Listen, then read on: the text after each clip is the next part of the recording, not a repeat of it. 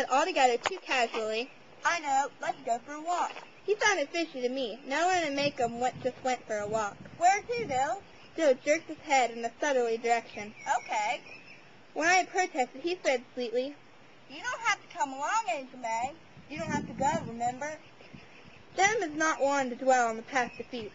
It seemed the only message he got from Atticus was insight into the art of cross-examination. Scout, we ain't going to do anything. We're just going to the street light and back.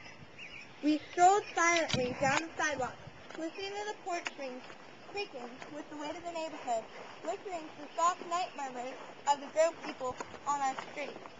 Occasionally, we heard Miss Stephanie Crawford laugh.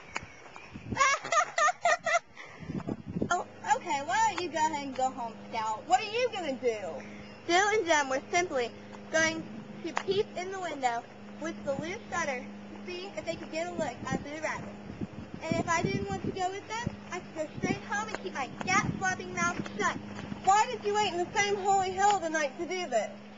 Because nobody could see them at night, because Atticus would be so deep in a book, he wouldn't hear the kingdom coming. Because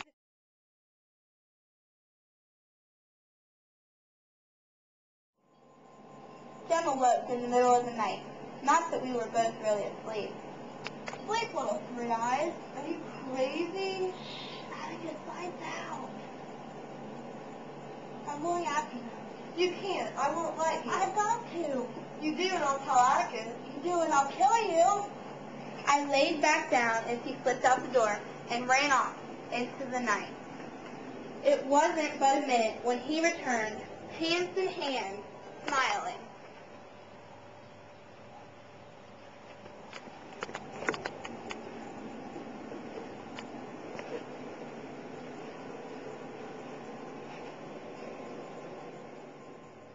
Miss DeVos was stationed on her porch when we went by. Where are you two kids going at this time of day? Skipping school, I suppose? Well, I'll talk to principal and tell him. Oh, it's Saturday, Miss DeVos. Making no difference if it's Saturday. I wonder if your father knows where you are. Miss DeVos, we've been going down to town by ourselves since we were this high. Don't you lie to me, Jimmy Finch. Don't you contradict me. And you, what are you doing in those jeans and T-shirts? You should be in a dress and camisole, young lady.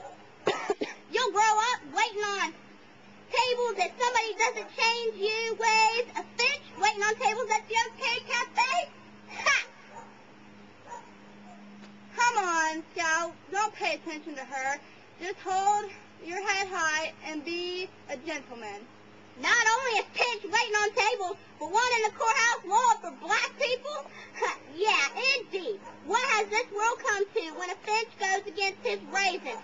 I'll tell you, you're no better than the black people and trash he works for. Jem was scarlet. I pulled at his sleeve, and we were followed up the sidewalk. Jem did was something I do as a matter of course had not been under Atticus' interdict, which I assumed included not fighting horrible old ladies. We had just come to her house when Jem snatched up a stick and ran failing wildly up the steps into Miss DeVos' front yard, forgetting everything Atticus said, forgetting that she packed a pencil on his socks, forgetting that if Miss DeVos missed, her girl Jessie probably wouldn't. He did not begin to calm down until he had beat her flowers to shreds. He bent the stick and snapped it in two and threw it down. By that time, I was shrieking. Jem yanked my hair, said he didn't care, he'd do it again if he got a chance, and if I didn't shut up, he'd pull every hair out of my head. I didn't shut up, and he kicked me. I lost my balance and fell on my face. Jem picked me up roughly, but looked like he was sorry. There was nothing to say. I switched on the ceiling light in the living room and found us there. He carried in the stick, and in the other hand, the shred of flowers. Jem, are you responsible for this? Yes, sir. Why'd you do this? Because she said you lost the black people in trash. You did that because she said that? Yes, sir. Son, I have no doubt that you have been annoyed, but there is no reason for you to go and do something crazy like that. Now you go apologize and come right back home. Yes, sir. There's no point in saying sorry if you aren't. Jem, she's old and ill. You can't hold her responsible for what she says and does. Of course I'd rather you, but we can't always have our druthers. wants me to read. Read to her? Yes, sir, she wants me to. Come every afternoon and after school on Saturday and read her out loud for 2 hours out of it. Do I have to? Certainly. But she wants me to do it for a month. Then you'll do that for a month. Isn't that you, Jem Finch? You got your sister with you. I don't know. Bring them both in. We walked into the room, and there was two chairs by the bed for Jem and me. You brought your dirty little sister with you? My sister ain't dirty, and I'm not scared of you. Well, come closer to the bed and read to me. Jem opened To Kill a Mockingbird and started reading. Jem read for about 20 minutes. Something had happened to Miss DeBose. She lay on her back, quilts up to her chin. Her head moved slowly, side to side. From time to time, she would open her mouth wide, and I could see her tongue indulgently faintly. Spit would collect all over her mouth. I pulled Jem's sleeve. Are you okay, Miss DeBose? The alarm clock went off, and we didn't run. Jessie rushed us out, and that was what it was for 2 days. Came to fetch me. He was sympathetic. He understood why I wanted to wait till the place cleared out before leaving. Want to take it off, Scout? No, I'll just wait till we get home. Here, Scout, let me hold your head. You might lose your balance. You got me? Uh-huh. No, you don't have to. Hush a minute, Scout. Minute's up. What you thinking about? Thought I heard something. Stop a minute. Hear anything? Jem, you're just trying to scare me. You know I'm too old for that.